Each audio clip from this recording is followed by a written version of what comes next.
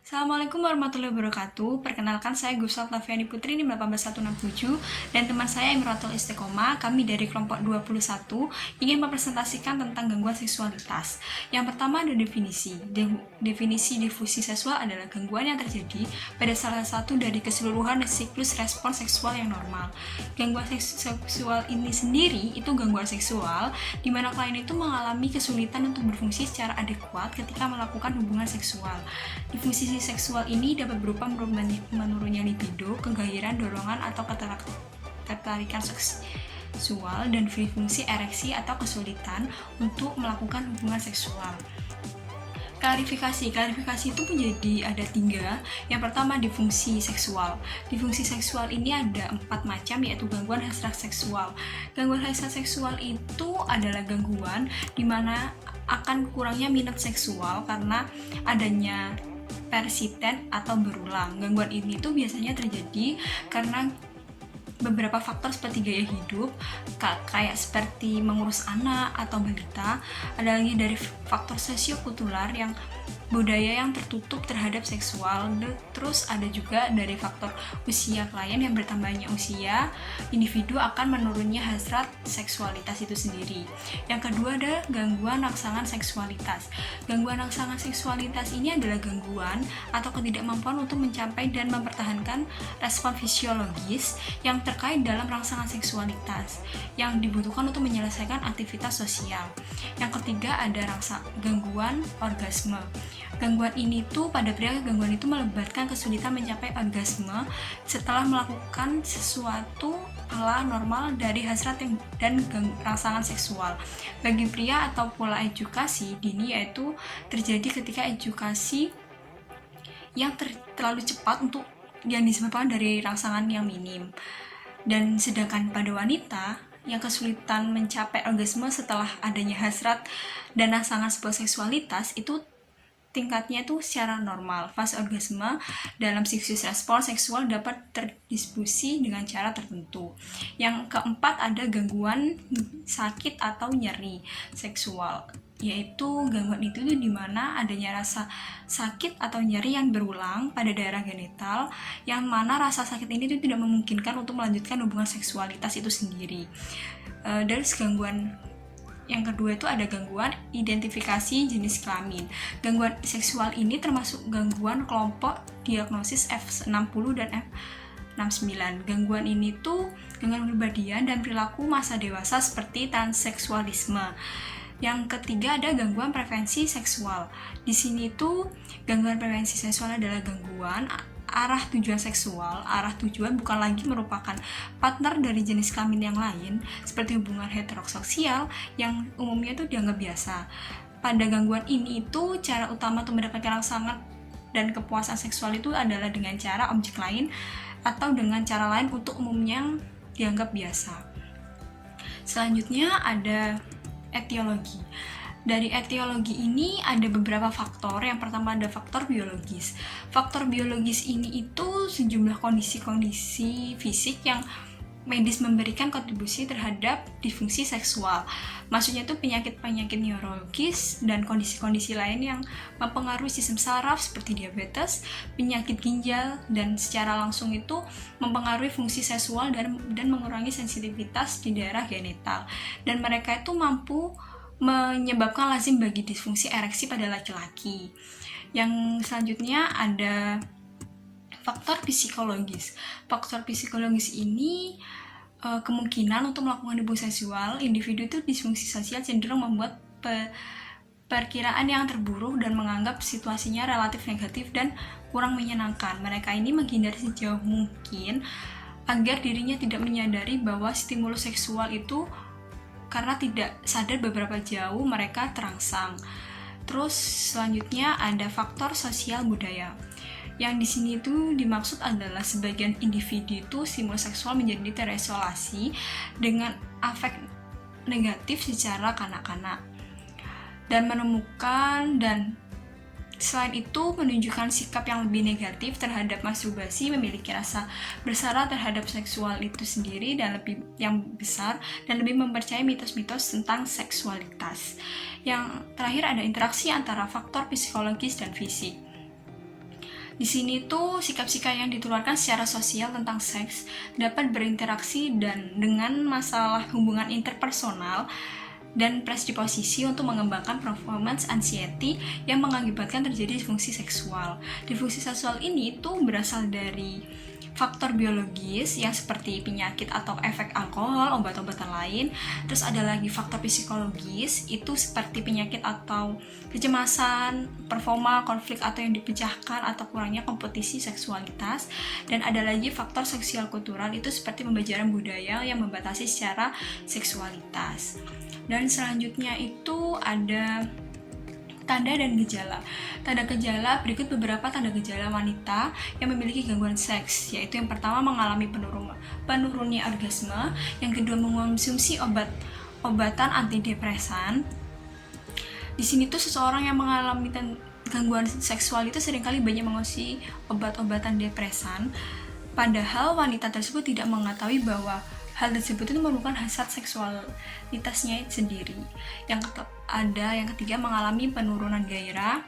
Terus ada perasaan takut ketika berhubungan seksual. Jadi kayak merasa takut berhubungan seksual diakibatkan karena trauma atau terjadi pada masa lalu. Terus ada perasaan takut, penyuka sesama jenis. Jadi kelainan atau gangguan ini tuh terjadi pada wanita dalam menyukai sesama jenisnya, disebut dengan istilah lesbi atau sama-sama cowok ke cowok, itu bisa. Terus selanjutnya ada sadomasochisme.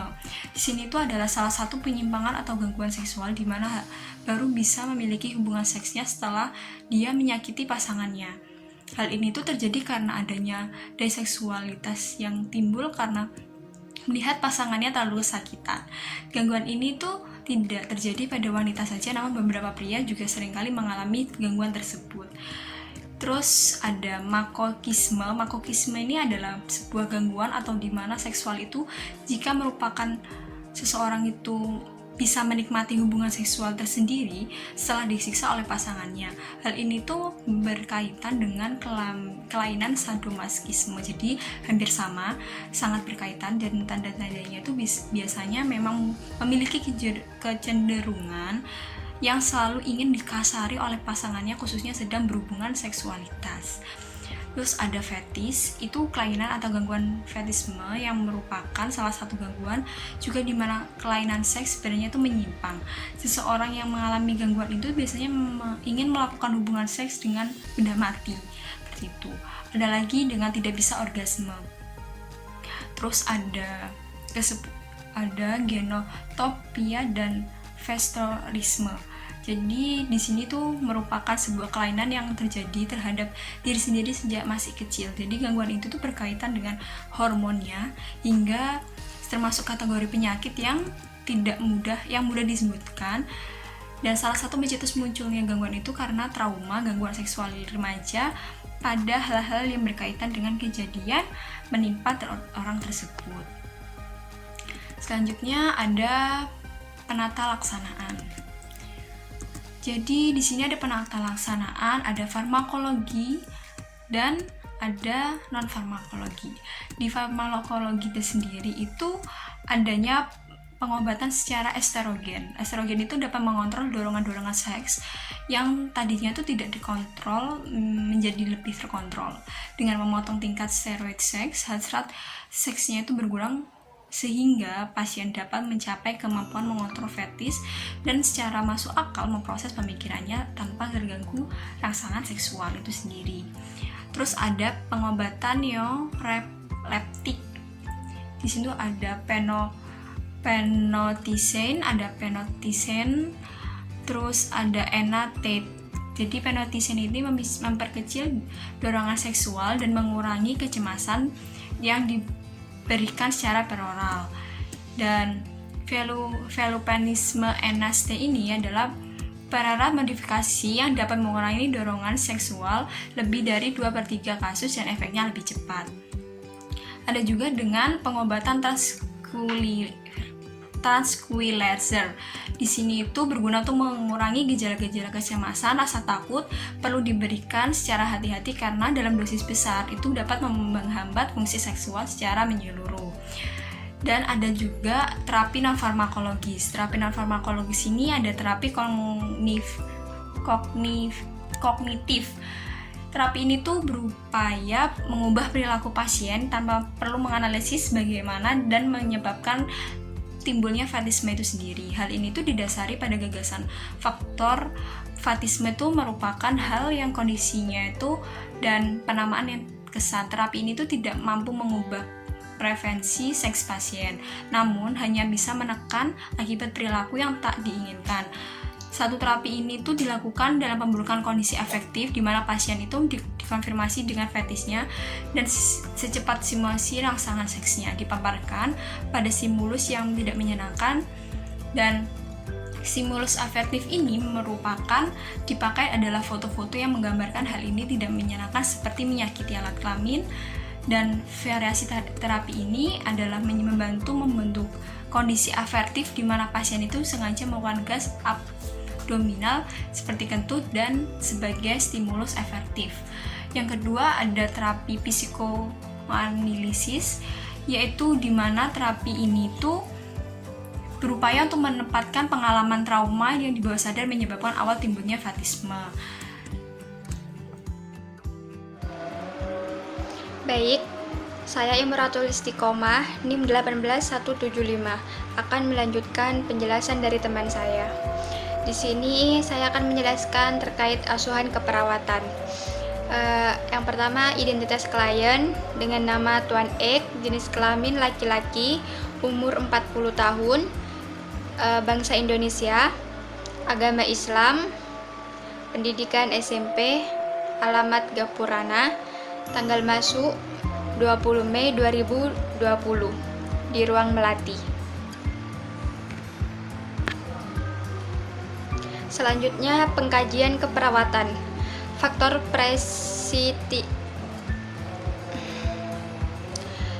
Selanjutnya, pengkajian keperawatan, yaitu faktor presipitasi.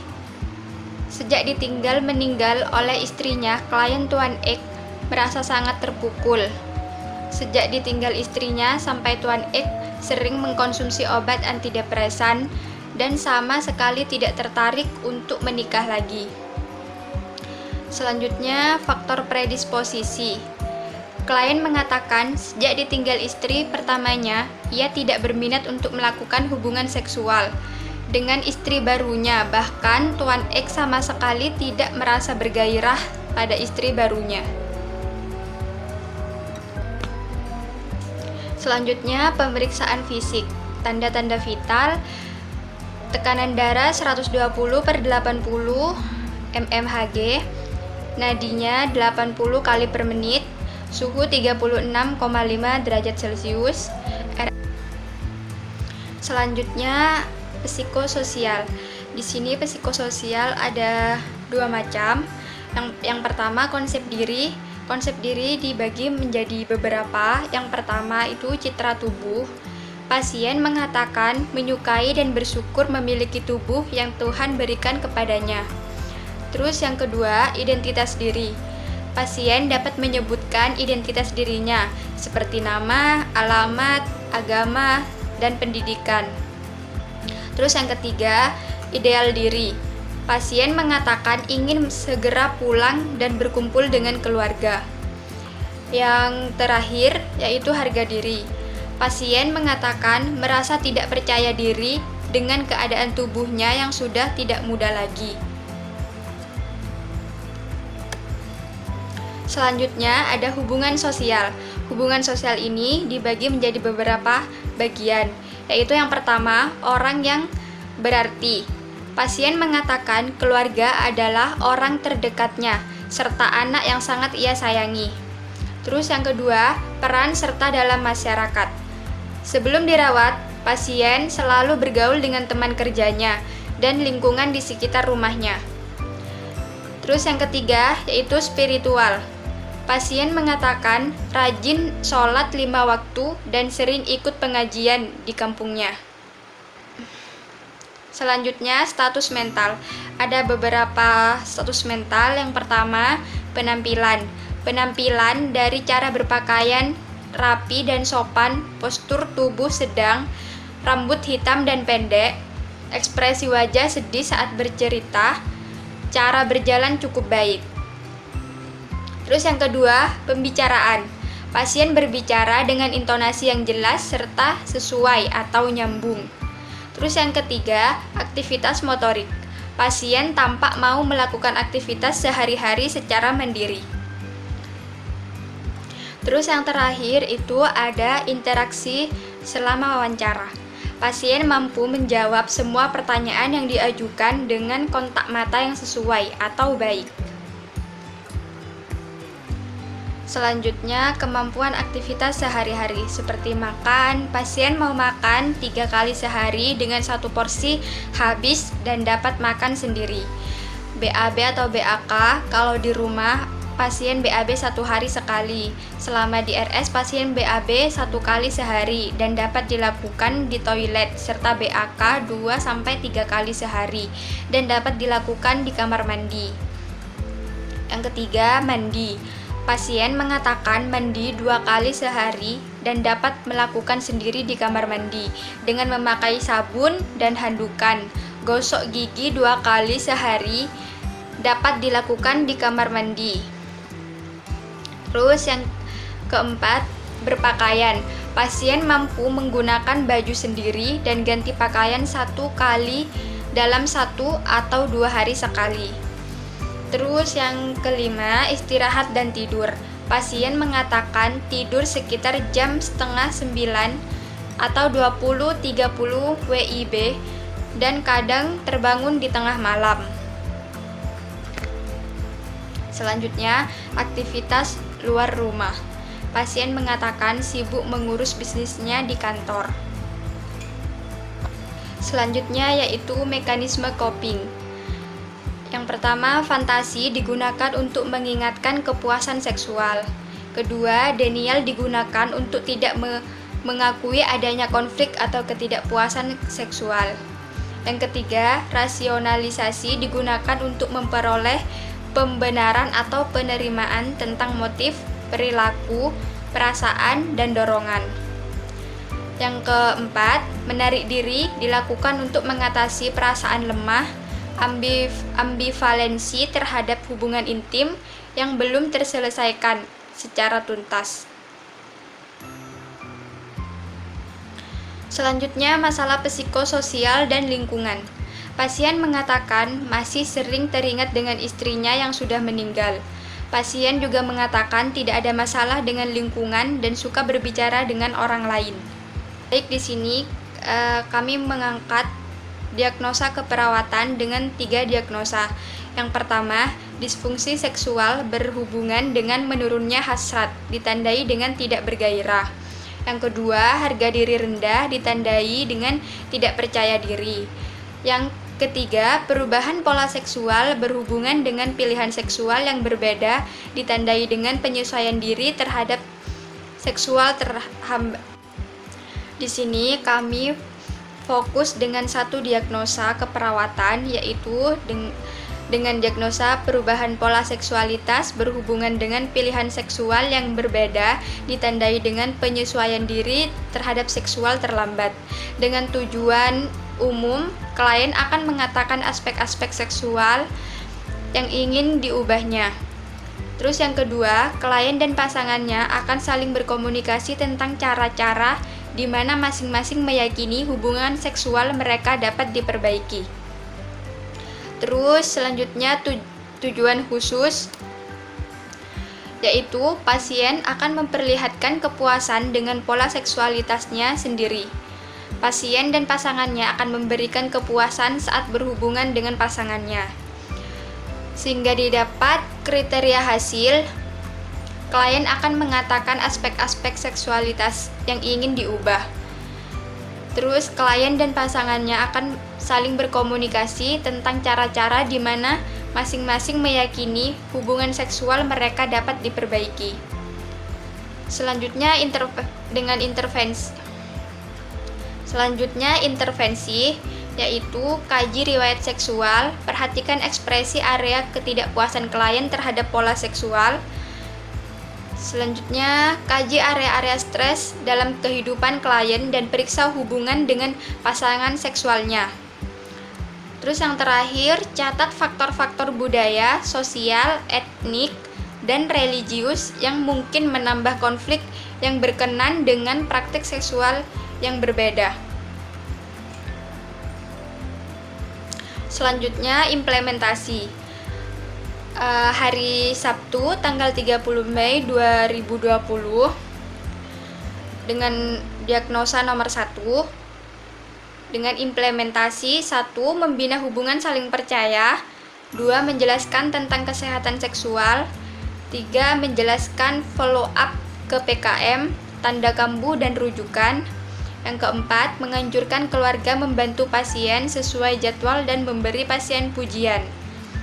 Selanjutnya, evaluasi subjektif, di mana di sini ada klien mengatakan bahwa telah memahami pentingnya kesehatan seksual. Klien mengatakan bahwa dia akan selalu menjaga kesehatan seksualnya. Terus yang ketiga, klien mengatakan mendapat bantuan dalam hal kesehatan seksualnya. Objektifnya, klien mulai mau melakukan hubungan seksual dengan tujuan tercapai, lalu hentikan intervensi. Sekian dari presentasi kelompok kami, kurang lebihnya mohon maaf. Wassalamualaikum warahmatullahi wabarakatuh.